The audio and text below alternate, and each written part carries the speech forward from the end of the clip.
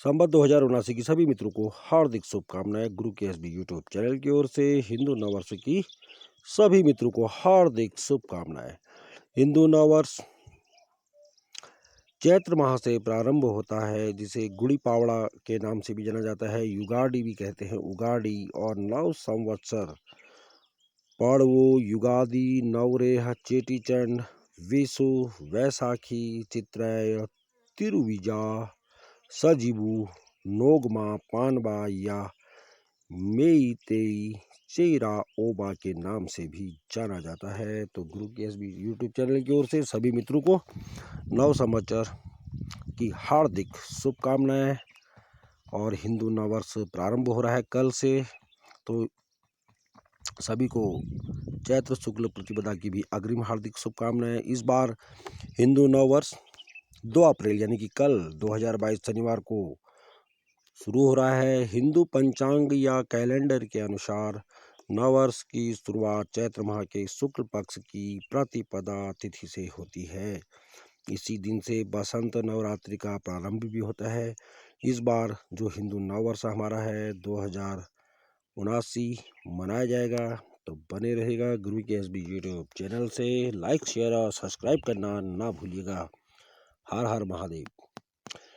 काफ़ी उत्साह है, काफ़ी उमंग है। देखिए इस बार का नया संवत्सर क्या कुछ नया लेके आता है, तो उसकी संक्षेप में थोड़ी बहुत और जानकारी आपके साथ शेयर करूंगा। चैत्र नवरात्रि व हिंदू नववर्ष की सभी मित्रों को हार्दिक शुभकामनाएं। हिंदू नववर्ष सौर, चंद्र, नक्षत्र और सावन मास पर आधारित है, जिसे 58 ईसा पूर्व राजा विक्रमादित्य ने परिष्कृत करके इसी पर आधारित विक्रम संवत नाम से एक कैलेंडर प्रचलित किया था। यानी कि विक्रम संवत राजा विक्रमादित्य, जो कि प्रतापी राजा 58 ईसा वर्ष पूर्व के जो राजा है, उनके नाम पर ही ये नव संवत्सर जो है विक्रम संवत, तब से हम इसको हर वर्ष मनाते हैं और यही हमारे नए साल की शुरुआत भी होती है। तो हिंदू नववर्ष शुरू होने वाला है कल से, विक्रम संवत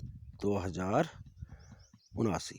इसी वर्ष में 12 माह के एक वर्ष, 30 दिन का एक माह और 7 दिन के एक सप्ताह का प्रचलन हुआ था। यानी कि विक्रमादित्य के समय में ही विक्रम संवत में। और विक्रम कैलेंडर की इस धारणा को यूनानियों के माध्यम से अरब और अंग्रेजों ने भी अपनाया था। यानी कि विक्रम संवत सबसे प्राचीन कैलेंडर है। बाद में भारत के अन्य प्रांतों ने अपने अपने कैलेंडर इसी के आधार पर विकसित किए थे। जो हमारे राज्य हैं, जैसे अभी 2 पंचांग होते हैं, रामदत्त और भास्कराचार्य वाले, तो उसी हिसाब से हर प्रांत यानी कि हर राज्य का अपना अपना एक अलग कैलेंडर निश्चित है। तो ये खास बात है हिंदू नववर्ष की, जो कि कल है। तो सभी को अग्रिम हार्दिक शुभकामनाएं। विक्रम संवत 2079 की चैत्र माह इसका पहला माह और फाल्गुन माह इसका अंतिम माह है। प्रत्येक माह शुक्ल और कृष्ण पक्ष मिलाकर 30 तिथियों में बांटा हुआ है। यानी कि 15 दिन की शुक्ल पक्ष और 15 दिन का कृष्ण पक्ष। चैत्र माह में ही बसंत का आगमन होता है। आज भी भारत में चैत्र माह में बही खाते नहीं किए जाते। जो दुकानदार लोग हैं, जो बनिए हैं, वो लोग इसी दिन यानी कि नव संवत्सर के दिन जो पुराने बही खाते हैं उनको बंद कर देते हैं और नया बही खाता शुरू कर देते हैं। तो ये भी एक खास बात है विक्रम संवत की, यानी कि हिंदू नववर्ष की। तो अक्सर ये चीज़ एक नई आपके लिए जानकारी होगी। और चैत्र नवरात्रि व हिंदू नववर्ष की हार्दिक शुभकामनाएं फिर से। चैत्र माह में प्रकृति और धरती का एक चक्र पूरा होता है।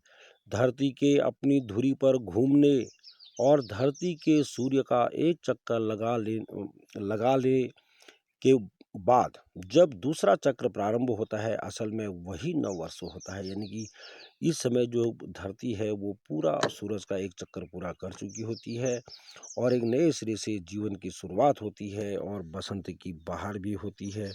इस समय जितने भी पेड़ पौधे हैं, सब में हरियाली छाई हुई है, फूलों की बहार और मंद मंद जो सुगंध है वो भी बहने लगी है। तो ये भी एक खास विशेषता है हिंदू नववर्ष की, नव संवत की।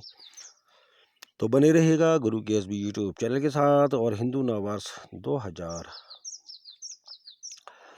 रात्रि के अंधकार में नव वर्ष का स्वागत नहीं होता है। अक्सर हम क्या करते हैं, बहुत से लोग तब 31st मनाते हैं तो रात में ही 12 बजे 1 बजे हैप्पी न्यू ईयर बोलते हैं।